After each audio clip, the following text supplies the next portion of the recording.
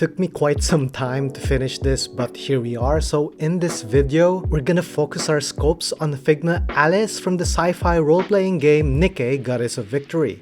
This chunky Figma has new torso and hip joints, but was it worth cancelling my other pre-orders for this? And did it level up Figma despite having all joints on her limbs? Stay with me on this review as I tell you why you should take a shot at getting this figure. By the way, my name is Al and I've been collecting toys on and off for 9 years now. This channel, Studio Aureal, is where I share my thoughts on action figures and toy collecting. Alice is named after the main character in Lewis Carroll's novel Alice's Adventures in Wonderland. She's a quirky character in the game and her squad is tasked to clear frosty landscapes and rescue lost Nikkes. I'd say she's a character with a rich background, with lots of references to the novel, and she's well embedded into the Nikke lore. If you want to find out more about her, best thing to do is read up or play the game.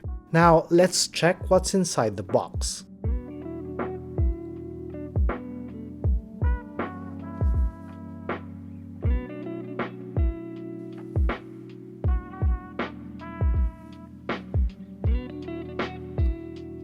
While I'm opening the box, make sure to like, comment, and share to help my channel go up the algorithm.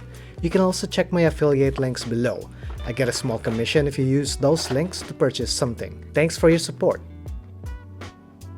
Inside the box is a pink cardboard insert with tetraline printed on it. In the game, Alice was made by the company or works under it.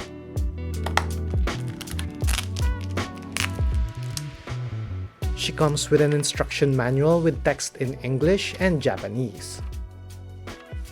We also get a Figma zip bag and parts for the clear stand and spare hands. Alice is well protected with a plastic case to avoid damage whilst in storage or transit. At first glance, quality is good. The jacket has a nice matte finish, while the rest of her suit is glossy. She smells like how a brand new Figma should.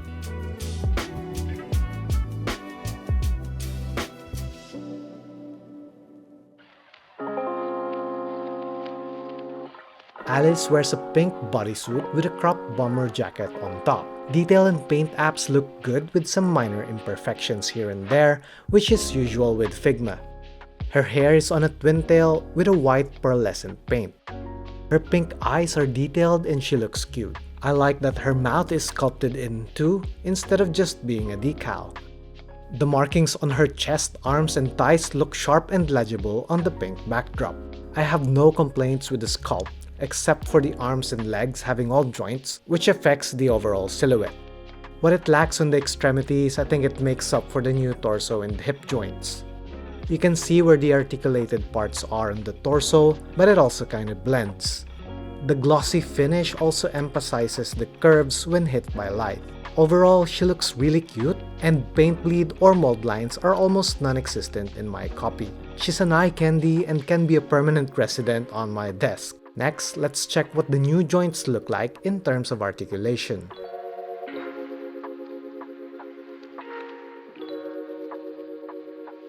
Alice's head has full rotation and can swivel side to side. She can look down this much and look up not a lot. Her twin tails are articulated with a round peg and swivel function, allowing you to pose it in various ways.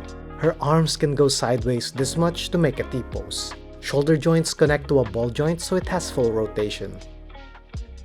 This is what the joint looks like if you remove the arm.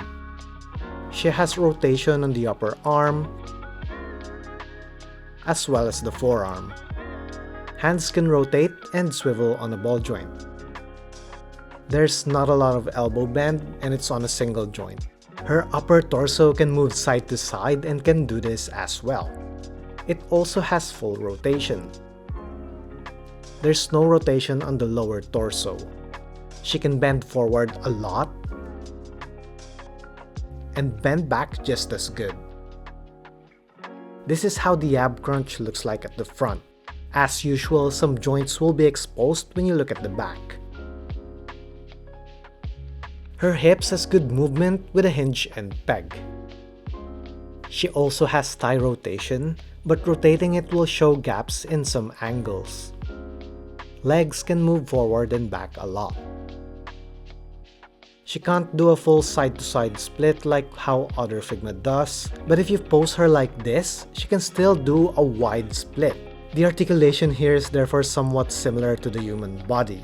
Knee bend is single-jointed, but can still bend more than 90 degrees. She comes with an alternate leg parts though, but more on that later.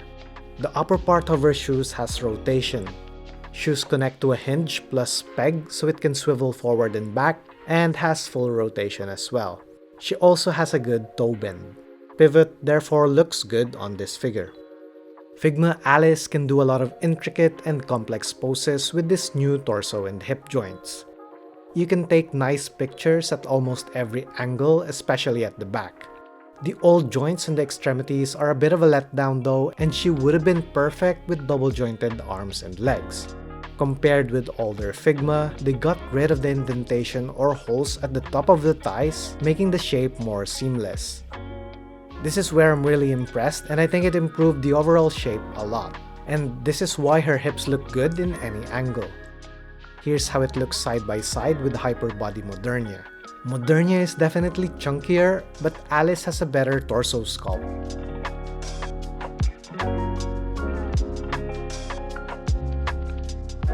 Meanwhile, this is how Snail Shell looks like.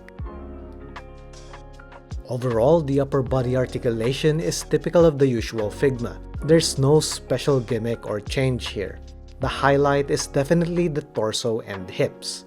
I like how you can do extreme poses with this. Personally, I think these parts are better than Hyperbody Modernia and even Figma Veronica Sweetheart. Alice comes with a total of 3 faceplates. The first one has a nice smile looking ahead, the next one is a surprised face with her mouth open, and the last one is a closed eyes laughing face. I didn't get the good smile bonus faceplate, but it's fine. To swap faceplates, simply take off the hair part, take off the faceplate, and replace it with the one you like. She comes with 5 pairs of hands. Fully opened hands, holding hands for accessories, instant teleportation hands, call me maybe hands, and a pair of holding the gun and adjusting the scope or slightly opened hands. To swap hands, simply pull it off as it connects through a peg, and it will include the part of the jacket sleeve. Here you can see the ball joint. Last step is just put the hand part you want instead. She also comes with a pair of alternate leg parts for squatting and kneeling poses.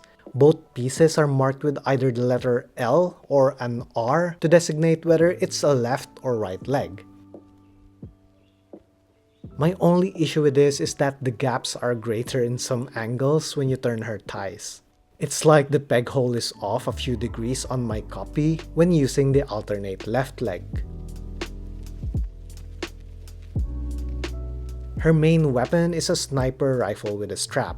The gun has enough detail but lacks sharpness. It's either the sculpt wasn't good in the first place, or the paint might have been too thick. The strap is made of a soft rubbery plastic material. This is how you put it on. First, push this part of the gun out using the tip of the strap on the other side.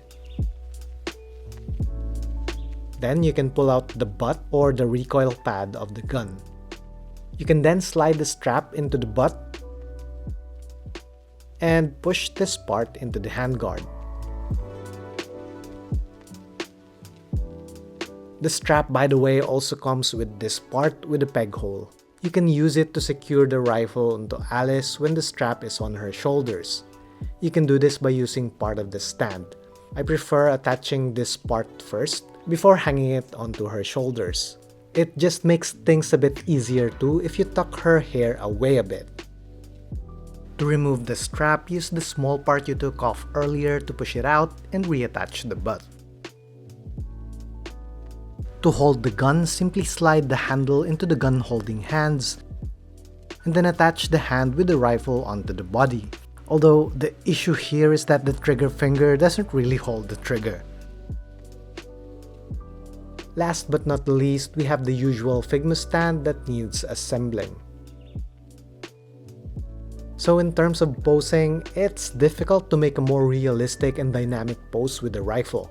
This is mainly due to how the arms are designed, it just lacks articulation, and her boobs actually get in the way.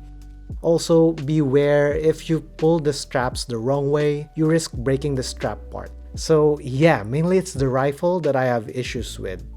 The hand design is something I like though. Swapping it out is easy, it stays in because the pegs go deep, and the ball joint offers loads of movement. There's a lot you can do with the hand parts, and it has a nice variety too. The alternate leg parts also definitely offer more poses. She looks good with the Nikke poses you see in the game, especially with the kneeling and crouching poses. Overall, she has enough accessories for maximum playability. It's just the right amount for me, which means it's not a chore to swap parts all the time and makes it actually more fun to play with. Figma Alice stands at around 14.7 centimeters tall, which makes her around 5 foot 9 inches tall in real life. Here's how she stands with Hyper Body Modernia and Figma Samurai.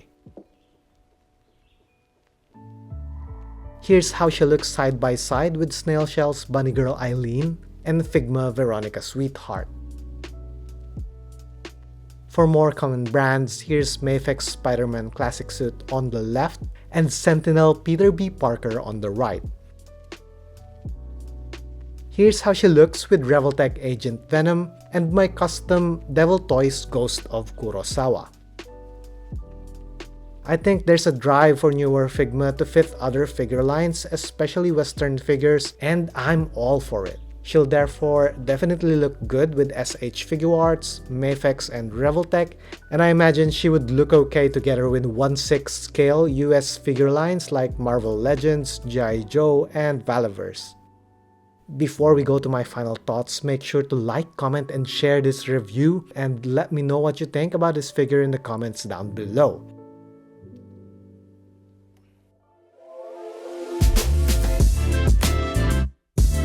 Cut the long story short, this would have been a perfect figure if it adapted double-jointed arms and legs. I mean, Figma can do it, so why not just do it? Instead, they decided to cut costs and just focus on the torso and hip sculpt. Figma is also yet to release a female figure with double-jointed arms, and by the time they do so, they've probably changed how they make torso and hip joints again.